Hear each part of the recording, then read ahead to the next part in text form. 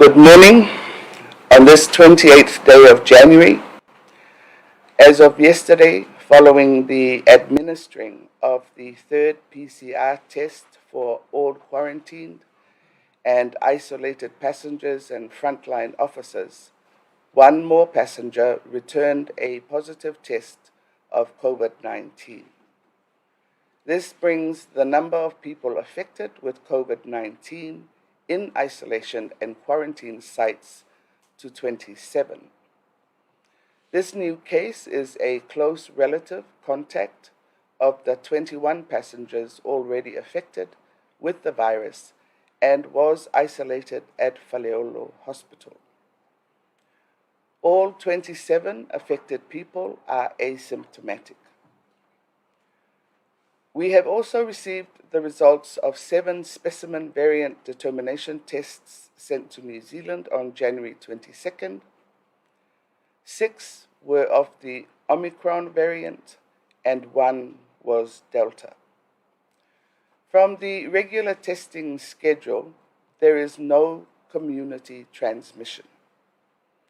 For this reason, Cabinet, in reviewing the conditions of each of the different levels of responses to COVID-19, considering that none of our frontline staff is affected, except for the 5 nurses in the isolation ward at Matotua, Cabinet has endorsed to change our responses to COVID-19 to alert level 2 or orange, from the current level 3, which is red, of high risk.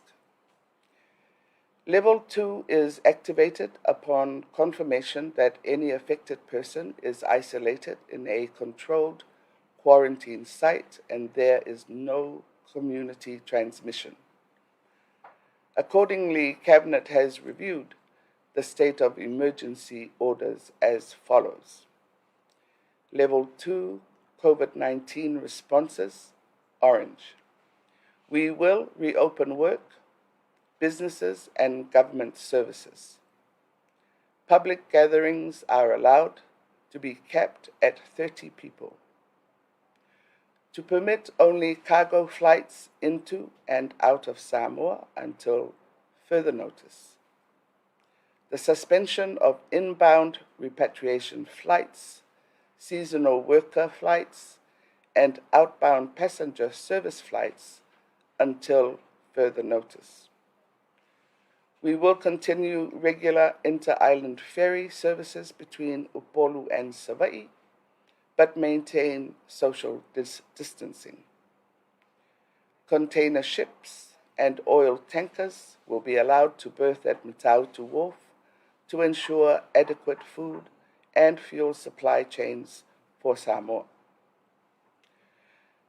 Public transportation is restricted to taxis of 4 passengers, buses to keep passenger numbers to 20, school openings to be suspended, but encourage the use of virtual, audiovisual, and other e-learning platforms, and 12-year-olds and under this age group are prohibited from public places. All other orders as of the state of emergency, Order 63, remains. The public health conditions to be observed during Level 2 are the mandatory wearing of our facial masks, the mandatory showing of our vaccination cards, social distancing, vaccination rollout for those who have not started nor completed doses, regular PCR testing for people in quarantine, and a rollout for booster doses. We also hope to start the pediatric vaccination when available. This change will come into effect on the suspension of the nationwide lockdown at 6 p.m. this evening and will be for a duration of 2 weeks. The changes are necessary to ensure that our country is protected, and the safety and security of our people is maintained. I wish you a peaceful weekend ahead. May God bless us all. Soifua.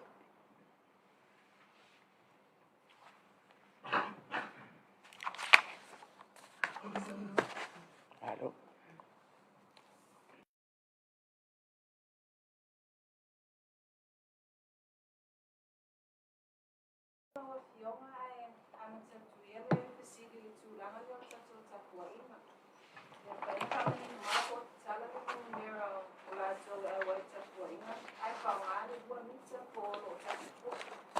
Joseph.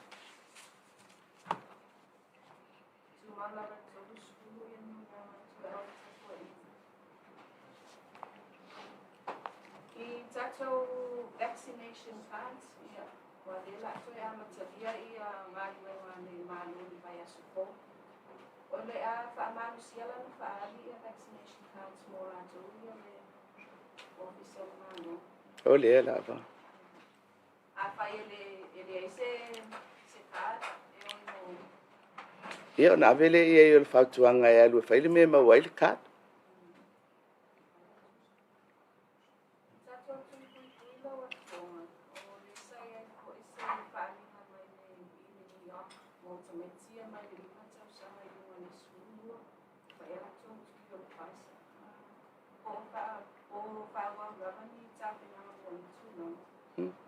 Well, I fight not por calamere. The 5 to 12.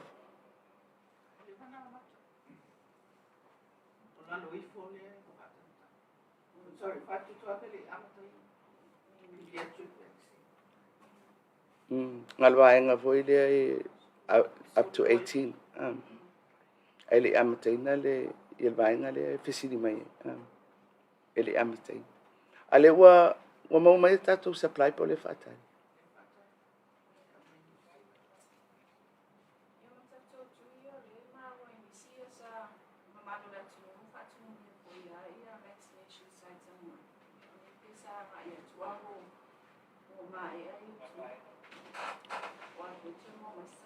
Le ola i tatu tui. Al me foile wa me wolo lo fiatu le tunu.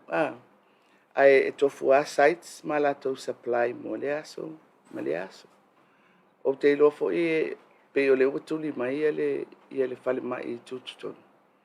Ai ole fufuanga le ai mfaiana o I fale mai lai tua. Sa ele taimi a pesta na shota ele tato tui. Ale la boto mai ele supply. So no fuanga masani ala fo ile o ile wole toi fai le no fuanga le sai ala fatu mawina ia sai te lua I lunga I fe fo il fan mai. O fai fo ile le si site le o pe le. Ai o fa mo ala o fa le mai. Fo ile tu malo ma.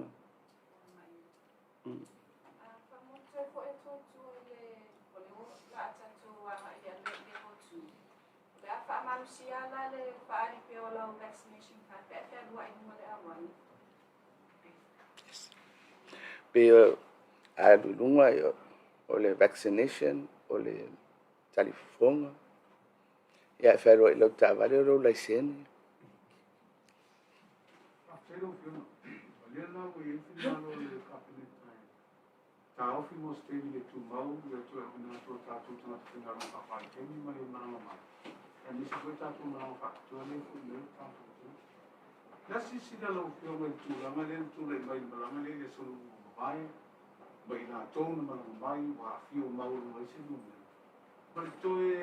mati o sisi tūlanga ina I tuasa I le whaamtalanga o pasese ne putba.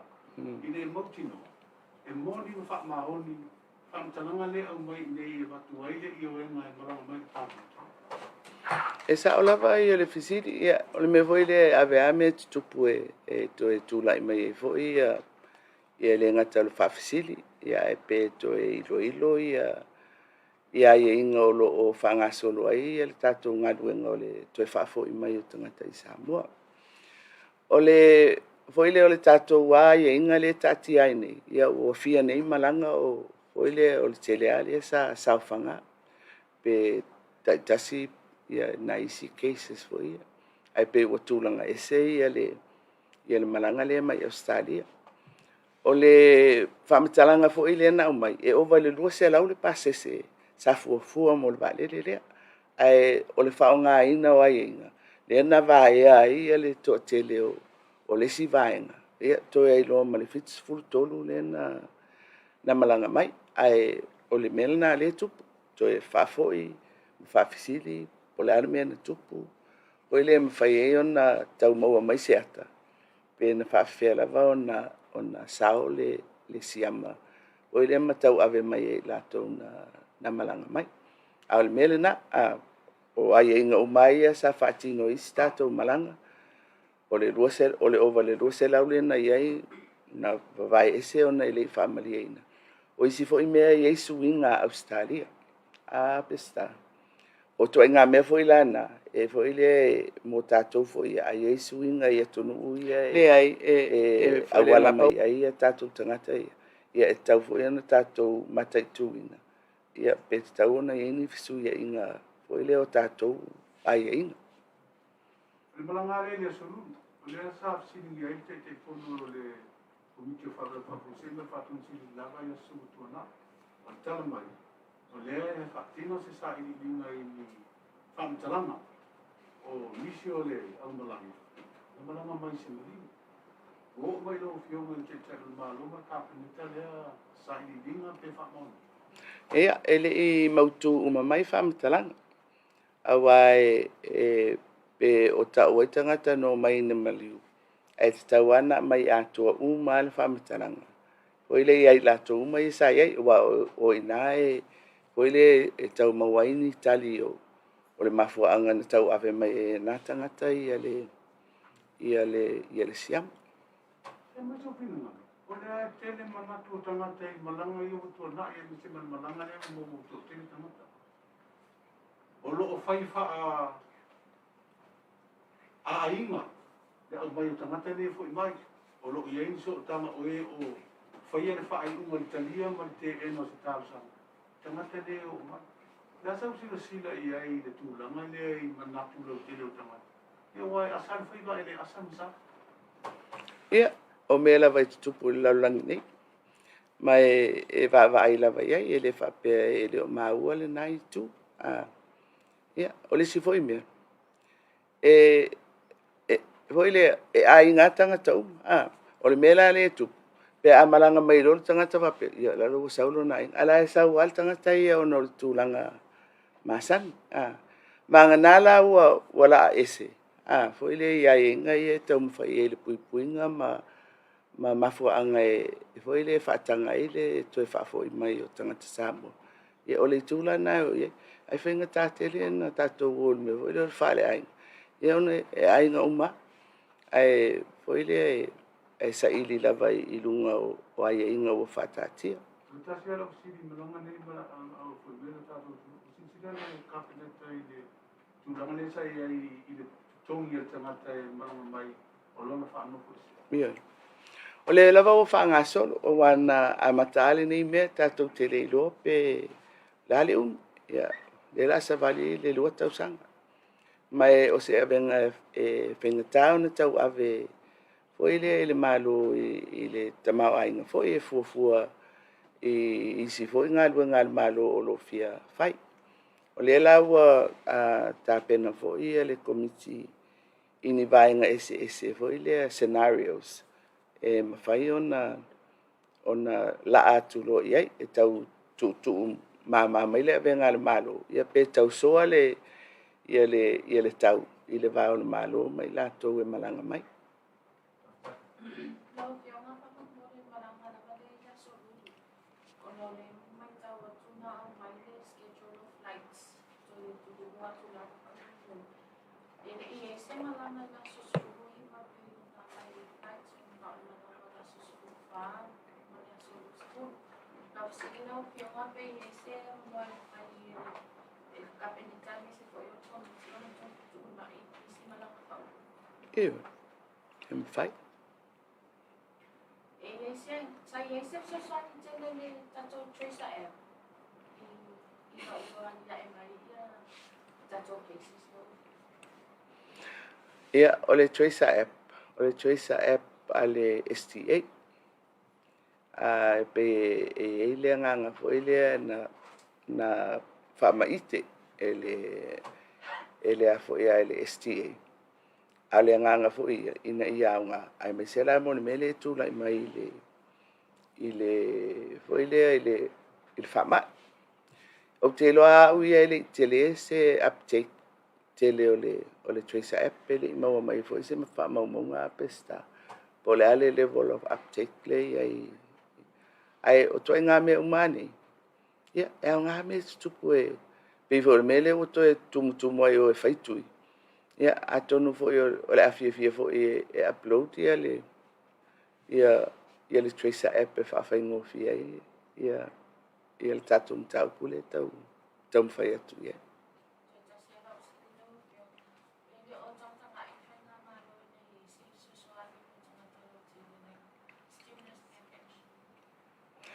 I lalo ale budget ia.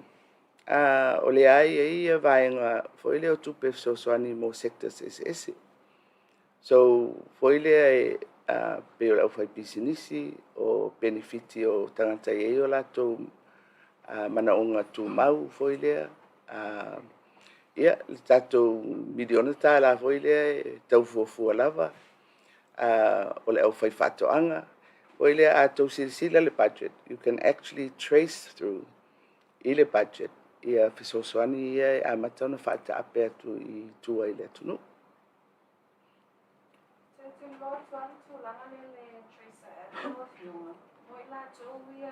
Ele o mafaina na downloading le ya le app le Tracer app le fufuanga maluia ia mafaina ia sesi tulangan mafaina na Tracer ima susuani mo na tuia mo access Ia awal Tracer app fama e fa vai lungo o telefon. Ia ole vai foi le fai tangata vai ala tu telefon. Ole update ko telefoni le ia nei. Ile tato watu no I famtalanga ia au mai. Tato le sia tu no fai telefon. Ai foi le ia e fu la vai tamau ai ngal tangata ai pole ale le volo telefoni am fai na faunga ia apps ia. Mai e tawal ia lau fesili le tu. Foi le wa pe o Tracer apps o me umakau IT. O le lau tato mai tawina fo I le lau langi ato. Le tawa tele o sota inga I lunga o foi le o fainga fa teknolosi fauna po nei. Mai o le sila tu le o le foi wa taltana no ai le kapineta mal tato komiti o fala bla fa fose. O le si sekta le tauna matua ita pena le dei. E fai o tangata mala to telefoni. Ia au le fainga fo o le infrastructure. Ia tara whenga I le infrastructure e tau ave ai se wha upoponga e ono mo mia. Pe a tutupu ia wha labla wha pe tatou wha nofo sea uma. Ia wha tinonga o ngaro ngā ruenga. Le foi ua watu le whautuanga ia onga ia wha pe nao na wha o ngā ia whainga wha teknolosi. Tulanga leo le community transmission. Leo le taimelo o ia iase pōlenga le atuona maunua ngara atuona o quarantine. But in the event, sitato community transmission. Wata ke naman manu. Ya ai mese ko tulanga leo le community testing le va ai atu whakupōlenga atu lamano le tu. Lale vaenga muri ale tele mawal le atu. Oh, yeah. Yeah. Iwe, ile mea le watupu, ile taimile nei. Ole, tuse ole signal le tau te tilo iei. Ma le tau wai le mai asu enga ele o afia I anisi o tato frontliners, ale o whenga wenga. E tuse ole tato test le na, fo ile e maua mai ei, fo ile seata. pe ua ono mamatu I fafo ia le whaamai. Ia o le lava la ua whaatolu nei rounds. E le o aafia ia nisi lau whaingaloenga. Vana ngā ia le au nurses. Ono la tau le sa loka whaatasi ma le vaenga le isolate. Ai le vaenga le sa I o ile malai valele. O le follow whaapitoa lava ia I la tau na pito tau la lata. Ile au malanga. Ma taitu ina ia la tau. Ai o me fo ina na o ye le talnoanga ale committee ma le kabineta ile wa o pe o tatou le tatou testale fai sina umi o le taimi fatali ai e mana o mia la le rapid testing mai o le la e fesosoani mai ia o saina fo ia pesta e mau mai ai le tatou supply le o le nganga la o le melena ina ia foi lea target ia le community I sectors foi lea e testai ia wal me mo ia le tau te o I lunga o le taitonunga le I foi le mfaina tau wala atu ona o le ai malu pui ia le au whenga luenga le sapito la lata I le au pasisele no mai Tatou zoning lawa fiona. Ia le tatou anga I mai le alert level 2. Ia lo ia foi se fina ngalo mai la tau I savai. Fai sina mamawa tau la tau mai I nele quarantine lo tau ia la tau I nele fama. Ia patena ko I nutu. Pero ia se ai foi mana le kabineta. Ia mata tala beatu pe o savai o lo ba I le basa. Ia whaatanga I ona whaitapua I ngata I fia se fuhura tau au wai. Ai ta mau pia lea ko ia tatu pulo I mai I le tau la. ia pe mana ia le tatou wha o le si me tau an tupu le media o tatou wo atu loa I se tūlanga foi lea wo o mai le wha mai e wila le I pepesi atu I tua ua tatou wo atu loa I melna sa tatou no fom tatou mafofom ta pena iai atonu sa ofo I se mau o loo mai sa vai ai a te awa I a whape I se mea au ngā na tatou o mai e le dua tau sanga le taluna o mai fo il taimi nei a mai se le vaalele o le moli mai o le wheau ia tatou nofo sauni ia tupu le mea o le tau fesidi ai le tau te loa uma le mau fesidi lunga o le muli tai le foi le tu vava ia foi te vai atu ai le fufusi o foi le o lona winga ele o mau ale wheau o le ai wheo ai maita miti laiti sa o ta milo foi le o le so te lau tomiti lai ta whau no fesidi le po ame a matua lai fai o le winga la o le tāua o le mea lea tatou mafau tatou no fasauni ina ia se mea o tupu o te whaafitai lava uia mai foi le o te talo alna mo tatou uma I le mea lea na tupu I le taunu mai o le vaa lea foi le ua amata na testa ia tatou e au ngā foi la le test o tatou tau te iloa I foi mea ia e tau ona tatou tāpena iai mea tatou te le mafauina matulanga whapena Kasi nakalaw sini pag muli tatou frontliners. Sisi yung tao kituuan tiluan na sang wala yung may kamuyang tatou frontliners. May sa puhay yung po ia whamanuianga na whamawina I le whenga malo taluai. O whamanuianga la nasa pe nganga ingi benefits o stangata ua afia pa ua whata o toria. Po stangata ua maliu. So, o le aia inga la na le si la asanga le pe ua toe alia I mai. O alauni, pe special allowances fo I le ia o le mea na le fuafua fo iai mai a mai e fo ia fautuanga official tupe ia o le mea fo I e le whaapea tutusa uma le level of risk because essentially it's a risk allowance. Ele whapea va senga tutu sa uma frontliners. E a frontliners e mtua IPP ia matangata ia ai fo ele si vai ngai tala mai. Ia ole mea fo ala e me fai ana fai la lo vakai. Lau Fiama e whamamole lava le tūlanga leo, wale o tolu skulu no mera tangata e tōna i whapatuputonga. Ai whapea ia pale ta whaukala. Tolu skulu po i te. Ni Nai tangata nei pisi la mo Fiama, o le na matu pati silanga mai le tangarunga pisi mala mo via whamanino. Tangata whainga runga malo i jaso neka le loka. Mo tutonga, anai tangata nei le private sector i pisi. Au malo roa au no lockdown, ele mo sa la tutonga. Losi sila le malo e tau. ia o tele loa ia.